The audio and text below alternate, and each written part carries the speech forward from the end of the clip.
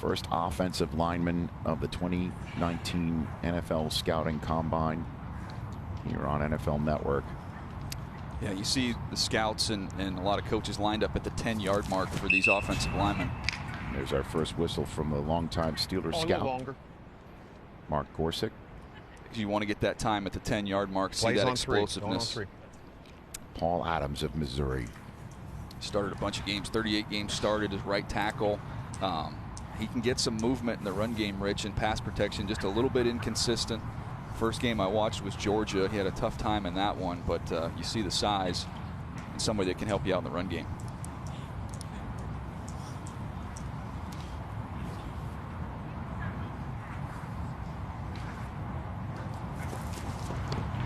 There he goes, rumbling down the line, 5.19. It's a good time.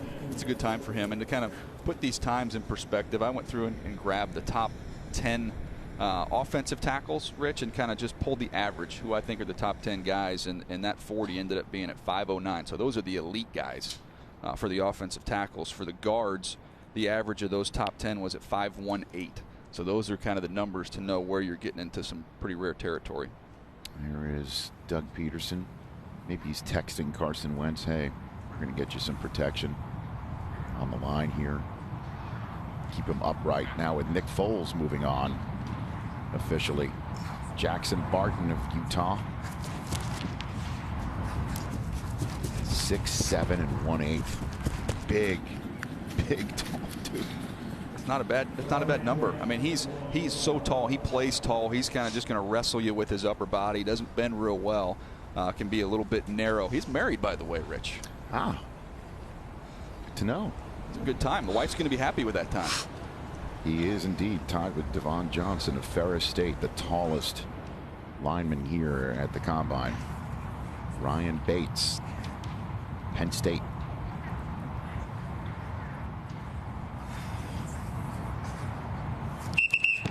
Getting the whistle. Stay in your. Here's John Elway. You had your offhand up. Acquired Joe Flacco. Get your offhand. It's going to be. Didn't that make sense, though? Him in Denver. I mean, doesn't that seem? I mean, John Elway went away from his type with Case Keenum. Everybody else that he's brought in there has been that tall, strong-arm quarterback. Got away from it for a minute and went right back to it.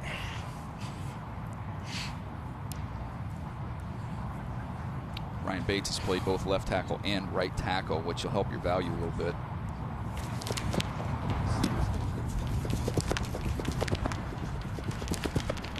.502. Good number. He's got great foot quickness when you study him, and that foot quickness just translated there to that 40.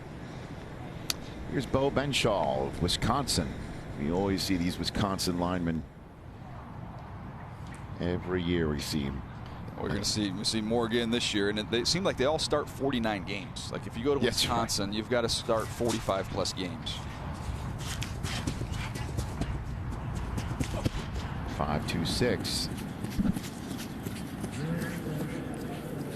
Here's Benshaw leading us into Garrett Bradbury. He's one of my favorite players in the draft right Why here. is that, sir? He is, to me, he just looks exactly like Ryan Khalil when I scouted him. He reminds me a lot when I was in Philadelphia. We drafted Kelsey. He has that type of movement skills. That is some high praise, man. He is phenomenal. I mean, I call him the Grim Reacher because I've never seen somebody reach block so many people. It's better than the Grim Holder. Do we have O'Hara down there, by the way? Sean O'Hara is part of our team. So is Joe Thomas. I think I do see Sean O'Hara just strolling around there in the end zone. You there, Sean? Well, he's shaking hands. Oh, he's glad-handed. He's just way too popular. So I want to get his thoughts on this, Rich, because centers can be a little different, and Sean played that position. I was told that he's a big sweater, that Bradbury's a big sweater, so they make him wear pants to practice even on a shorts day.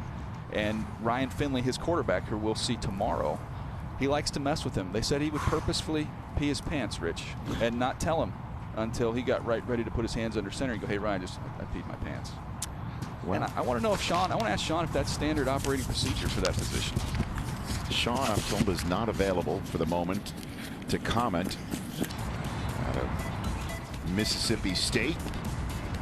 And the Bulldog posted a 5.08.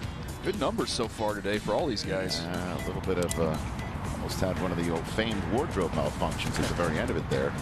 Dennis Daly, South Carolina. 5'7". Nate Davis, Charlotte 49er. He had a great Senior Bowl week, and a lot of teams high on Nate Davis. 5'4". Michael Dita.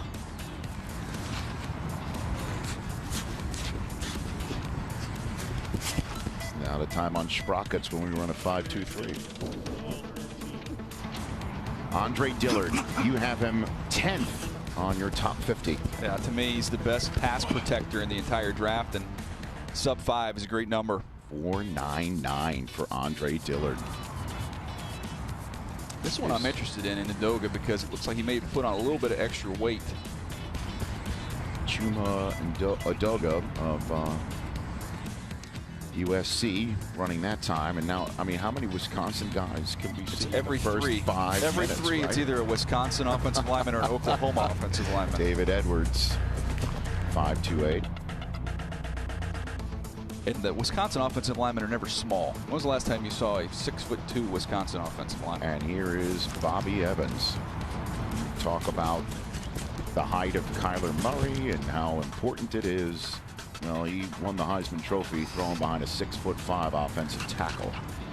And Cody Ford right behind Bobby Evans running a 5'2". He's 6'4".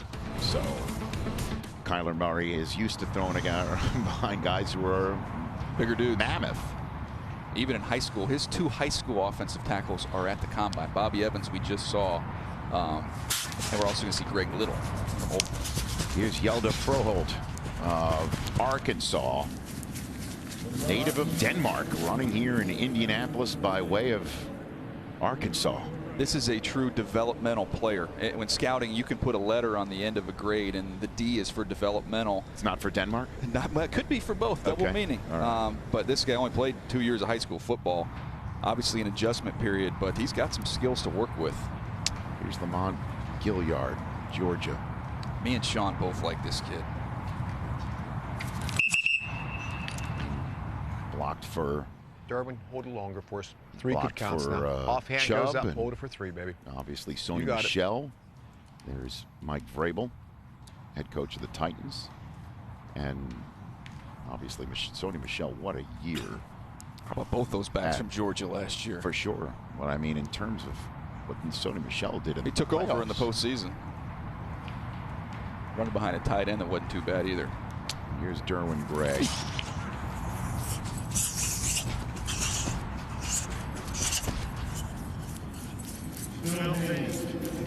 Testing numbers, you see a little bit lower 40 there, and that was the question when you watched him. Some of the change of direction, the quickness on the front side of a run, meaning got somebody over your face, you can drive him a little bit, but trying to reach and cut guys off from the backside is where he struggled a little bit. Bruce Arians back here at a combine. Head coach of the Tampa Bay Buccaneers. How about that? Back on the sidelines. Same swagger as ever. It's going to be Jameis Winston at the quarterback position. And obviously what Bruce Arians has done with quarterbacks in this building and everywhere else is the stuff of legend. Phil Haynes running a 5.22. They're going to give Jameis Winston every opportunity to be successful, and I think if it doesn't happen here with Bruce Arians, it's not going to happen. He's the perfect coach, in my opinion, to help Jameis Winston kind of get out of that mediocre range and try and vault himself up into being a franchise quarterback. Nate Herbig, Stanford. Last one, a Group 1 of the offensive lineman to run a first 40. He's a mauler. I wouldn't expect to see a real good time here. Well, he puts the big in Herbig. Take it away, Charles. All right, Paul Adams of Missouri. See if he betters his 5.19. And he could not. That's all right. Still good numbers for him. Okay. Jackson Barton.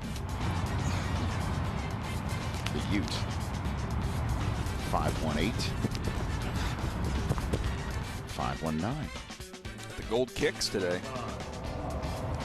Makes him look taller than his 6'7", 1/8. Ryan Bates.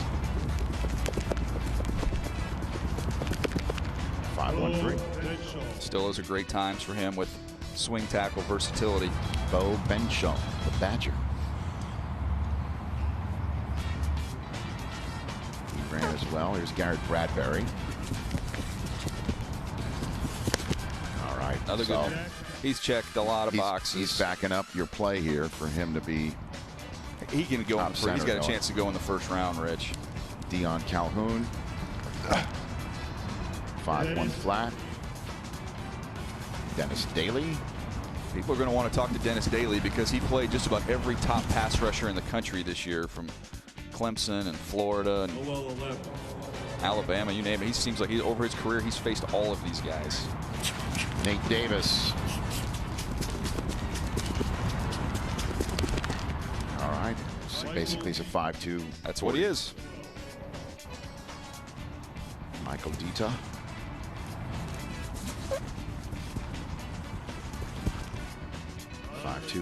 About starting 54 consecutive games. That's incredible. We're back live now with Andre Dillard. Again, he's your top-rated offensive lineman, period. He's 10th on the list. Jawan Taylor of Florida, 2nd on your list there. He's number 11 on your top 50. That number will work for me, for Dillard. Look at him and look at his body, Rich. He came out of high school 240 pounds. And there is the general manager of the Oakland Raiders and the coach of the Oakland Raiders, John Gruden. $1 million question: is the volume up or down in that suite? I'm saying it's down. Mayock's heard my voice way too often at this event the last 15 years. David Edwards, 5'29". Right now, Howie's technologically savvy. I'm told Howie's making his way to the booth here. So we'll have a chat with the general manager of the Philadelphia Eagles. My old boss, Rich. Is that right? Yeah, Philadelphia Eagles. That's right. Okay, Charles Davis, you have the floor. We're going back-to-back offensive linemen from Oklahoma with Bobby Evans. You mentioned him blocking for Kyler Murray at Allen High School in Texas previously. Cody Ford going to come up as well. I was just thinking, DJ, last year we were talking about North Carolina State had their entire defensive front here. Now we've got all but the center position here from Oklahoma. Is there any chance we can get Oklahoma and Clemson to go ahead and square off offensive line versus defensive line before this combine is over? I like that call, Charles. Look, there's a bunch of them, and people have said, Kyler Murray playing behind that group. Rich, I mentioned, and Charles was talking about Allen High School. And his high school team, they won 3 state championships there. During that period of time, over those 3 years, Kyler Murray had 29 Division I teammates, including 8 offensive linemen, 6 wide receivers. So going to Oklahoma wasn't the first time he played with a lot of great players. And of course, Murray is easily the most fascinating figure in this draft class. And that's Yelda Froholt, the Dane. The Dane of Fayetteville. A little bit of a journey. A little bit. He's had his passport stamped a few times. Sean O'Hara is mic'd up. Good to chat with you, Sean. Top of the morning to you, Rich. DJ, I heard I missed a good story time. What happened? I didn't have my earpiece in, so I was down here stretching. DJ, do you want to I'll briefly reset. It was just Bradbury, a guy we both love as a player. They said he's a heavy sweater, so he had to wear. They made him wear pants, when he's snapping, even on shorts days. And they said that he would purposefully go potty, relieve himself a little bit before the snap, and then tell the quarterback and let him know what just took place. Hey, when you got to go, like Forrest Gump said.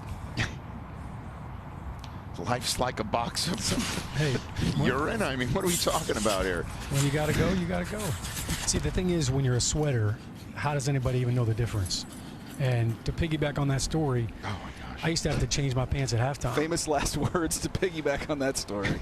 So Eli used to make me change my pants at halftime, and I used to have to tip our equipment guy a little extra on the side at the end of the season because that poor guy had to peel off my sweaty pants at halftime over my cleats to put on a fresh pair so that I wasn't snapping a sloppy ball. So I feel Garrett's pain. I feel the need as a lead pipe wielding professional broadcaster to change the subject. There you go. Phil Haynes. Wake Forest. I tell you what, he's built. He looks like he's checking IDs.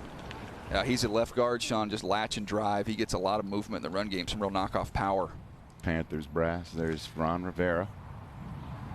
Right there in the middle of the first round of the draft.